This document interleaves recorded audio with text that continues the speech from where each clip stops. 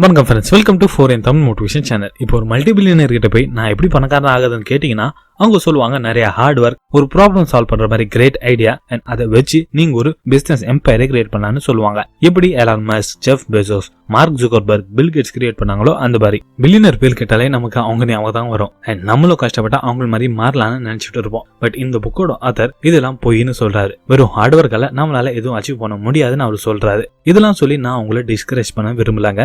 நான் ரியாலிட்டியை சொல்றேன். ஏன்னா நம்மளோட எல்லாரோட லைஃப் டிஃப்ரெண்டா இருக்கு, யாரும் சேம் இல்ல. நம்ம எல்லாரும் அடுத்தவங்களோட சக்சஸ் பார்த்து அண்ட் அவங்களோட அச்சீவ்மெண்ட்ஸ் பார்த்து அவங்க சந்திச்ச ஃபெயிலியரை பார்த்து நமக்குள்ள ஒரு ஹோப் வருது தட் நம்மளும் அது மாதிரி பண்ணலாம், நம்மளோட லைஃப்ல சாதிக்கலான்னு.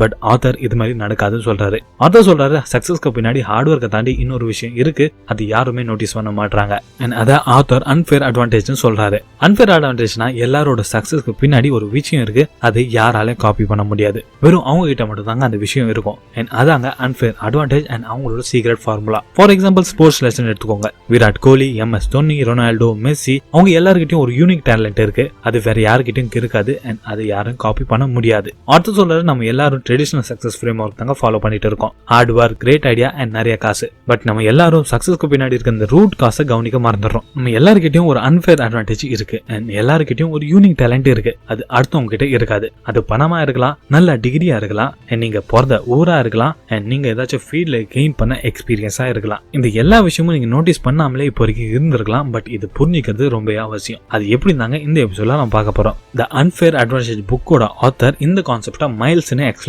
பண்ணியிருக்காரு. அது பத்தி டீடைலா பார்க்கலாம். சோ ஆரம்பிக்கலாம். Let's begin.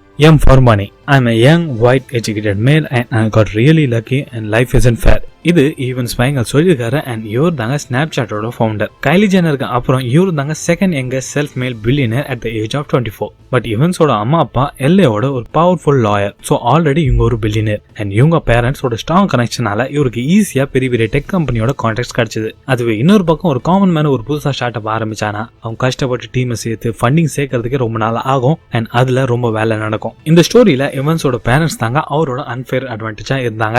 அவர் அந்த பணம் தாங்க அவரோட அன்ஃபேர் அட்வான்டேஜா இருந்தது. அதனால தாங்க அவர் ஈஸியா சக்சஸ்ஃபுல் ஆனாரு அண்ட் பில்லியனரா மாறினாரு. ஆத்தர் சொல்றாரு பணம் இருக்குது ஒரு அன்ஃபேர் அட்வான்டேஜ்னா பணம் இல்லாம போறதும் ஒரு அன்ஃபேர் அட்வான்டேஜ் தான். ஏன்னா பணம் அதிகமா இருந்தா அது நம்மளுக்கு யோசிக்க விடாது அண்ட் நம்ம கிட்ட என்னதான் ப்ராப்ளம் வந்தாலும் அதுக்கு ஆல்டர்னேட்டிவ் அரேஞ்ச் பண்ணிட்டு போவோம். அண்ட் இதுவே நம்மளோட கிரியேட்டிவிட்டி இன்க்ரீஸ் பண்ணிட்டு நம்மளோட growthக்கான சீக்ரெட்டாகவும் இருக்கும். I for intelligent and insights. Collison brothers இவங்களோட 22வது வயசுல இவங்க ஸ்ட்ரைப் கம்பெனியை ஆரம்பிச்சாங்க.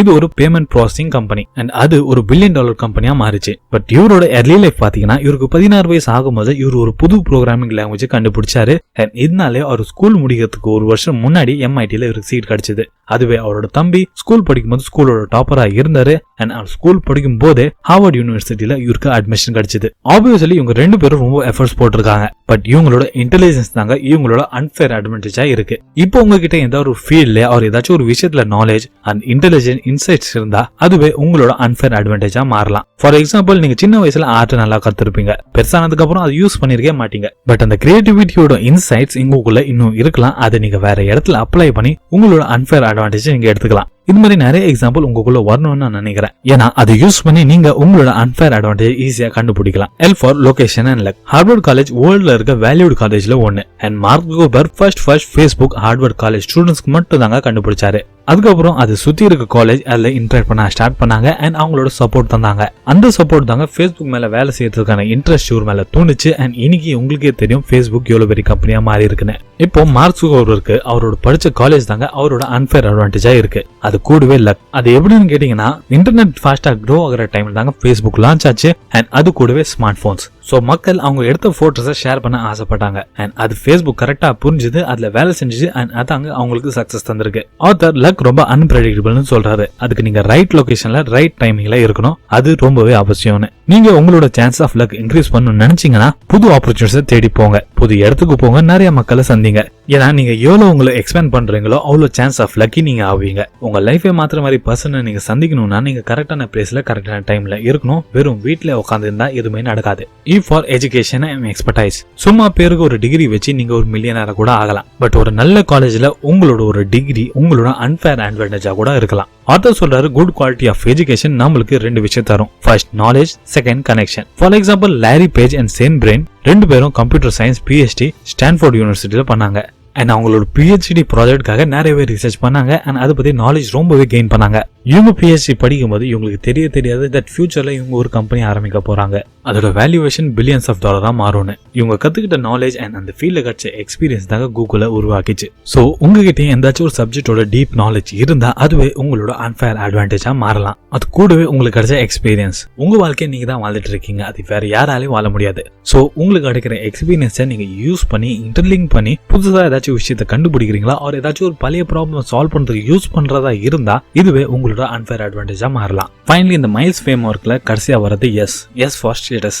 எலான் மஸ்க் பத்தி தெரியாத ஆளே இல்ல. ஏன்னா அவரோட ஸ்டேட்டஸ் அது மாதிரி இருக்கு தட் அவர் சும்மா ஏதாச்சும் ஒரு ட்வீட் போட்டாலே போதுங்க, $0 $1 மில்லியன் கம்பெனி அவரால் ஒரு நொடியில உருவாக்க முடியும். ஏன்னா எந்த ஒரு மார்க்கெட்டிங் இல்லாம வெறும் எலான் மஸ்க் ஸ்டார்ட் பண்ணாருன்னு சொல்லிட்டு அந்த ப்ராடக்ட் ஆர் சர்வீஸ் யூஸ் பண்றதுக்கு அவ்வளவு மக்கள் இருக்காங்க. இதாங்க அவரோட ஸ்டேட்டஸோட பவர். சோ அதோ சொல்ற நீங்களும் உங்களோட பர்சனாலிட்டி அண்ட் செல்ஃப் எஸ்டீம்ல வேலை செய்யுங்க. சோ தட் உங்களோட கான்பிடன்ஸ் ஏறும் அண்ட் நீங்க உங்க ஃப்ரெண்ட்ஸ் அண்ட் கொலீக்ஸ்க்கு முன்னாடி உங்களோட ஸ்டேட்டஸ் இன்க்ரீஸ் ஆகும். இதனால உங்களோட கனெக்ஷன் ஸ்ட்ராங் ஆகும் அண்ட் நிறைய ஆப்பர்ச்சுனிட்டிஸ் உங்களுக்கு தேடி வரும். இப்ப இருக்க டைம்ல எல்லாரும் சோஷியல் இன்ஃப்ளூயன்சரை டார்கெட் பண்றாங்க மார்க்கெட்டிங்காக. ஏன்னா வெறும் சில போஸ்டால அவங்களோட ப்ராடக்டோட சேல்ஸ் க்ரோ ஆகலாம். டிவி அண்ட் யூடியூப்ல பாக்குற ஆட்ல பெரிய பெரிய செலிபிரிட்டி வந்து ப்ராடக்ட்டை ப்ரோமோட் பண்றாங்க. ஏன்னா அவங்களோட ஸ்டேட்டஸ் யூஸ் பண்ணி அந்த கம்பெனிஸ் அவங்களோட சேல்ஸை இன்க்ரீஸ் பண்றாங்க அண்ட் அந்த ஸ்டேட்டஸ் தாங்க அந்த செலிபிரிட்டியோட அன்ஃபேர் அட்வான்டேஜ். சோ நீங்களும் உங்களோட கான்ஃபிடன்ஸ் அண்ட் செல்ஃப் எஸ்டீமை இன்க்ரீஸ் பண்ணி உங்களோட போல்டு பர்சனா காமிச்சிங்கன்னா அதுவே உங்களோட அன்ஃபேர் அட்வான்டேஜா மாறலாம். ஃபைனலி இந்த மைல்ஸ் ஃப்ரேம் ஒர்க்கை யூஸ் பண்ணி நீங்க உங்களோட அன்ஃபேர் அட்வான்டேஜை ஈஸியா தெரிஞ்சுக்கலாம் அண்ட் உங்களோட லைஃப்ல ஃபாஸ்டா சக்சஸ் அச்சீவ் பண்ணலாம். இந்த எல்லா விஷயமும் நான் அந்த அன்ஃபேர் அட்வான்டேஜ் புக்ல இருந்து கத்துக்கிட்டேன். அண்ட் இந்த எபிசோட்ல நம்ம என்ன கத்துக்கிட்டோம்? ஆத்தர் சொல்ற வெறும் hardware, great idea and process வச்சு நம்மளால சக்சஸ் அச்சீவ் பண்ண முடியாது. எல்லாருக்கிட்டையும் ஒரு யூனிக் டேலண்ட் இருக்கு, அது ஆத்தர் அன்ஃபேர் அட்வான்டேஜ்னு சொல்றாரு. உங்களோட அன்ஃபேர் அட்வான்டேஜ் தெரிஞ்சுக்க நீங்க மைல்ஸ் ஃப்ரேம் ஒர்க்கை புரிஞ்சுக்கிறது ரொம்ப அவசியம். எம் ஃபார் மணி, பணம் இருக்கிறதும் இல்லாம போறதும் ரெண்டுமே அன்ஃபேர் அட்வான்டேஜ் தான். இந்த சிச்சுவேஷன்ல எப்படி ஹேண்டில் பண்றது இதுல தெரிஞ்சுக்கிட்டோம். I for intelligence and insights, உங்ககிட்ட இருக்க நாலேஜ் அண்ட் எக்ஸ்பீரியன்ஸ் உங்களோட ஸ்பெஷல் கிஃப்டா இருக்கலாம், அது யாருக்கிட்டையும் இருக்காது. L for location and luck, நீங்க பிறந்த ஊரு, பாக்குற வேலை, டெய்லி போற டிராவல் ரூட் உங்களோட அன்ஃபேர் அட்வான்டேஜா மாறலாம். பிகாஸ் நியூ ஆப்பர்ச்சுனிட்டிஸ் வேணும்னா நீங்க புது இடத்துக்கு போகணும், நிறைய மக்களை சந்திக்கணும். வெறும் வீட்டுல உட்காந்தா எதுவுமே நடக்காது.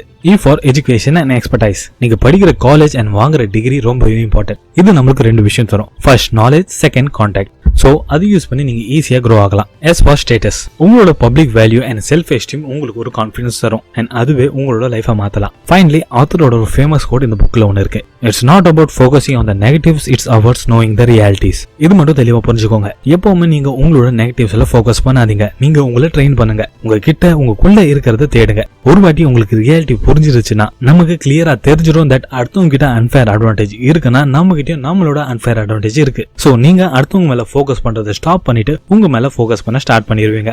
அண்ட் இதாங்க எந்த ஒரு ஃபீல்ட்ல உங்களுக்கு உண்மையான சக்சஸ் தரும். ஃபைனலி தேங்க்ஸ் ஃபார் வாட்சிங். இந்த எபிசோட் உங்களுக்கு பிடிச்சிருக்கும் நம்புறேன் அண்ட் உங்களோட தாட்ஸை கீழே கமெண்ட் பண்ணுங்க. இந்த எபிசோட நீங்க ஃபர்ஸ்ட் டைம் பாக்குறீங்கன்னா நம்மளோட சேனலை மறக்காம சப்ஸ்கிரைப் பண்ணுங்க. இந்த இன்ஃபர்மேஷன் யூஸ்ஃபுல்லா பட்டுச்சுன்னா உங்க ஃப்ரெண்ட்ஸ் அண்ட் ஃபேமிலி ஷேர் பண்ணுங்க. And the most important thing, thanks for your valuable time.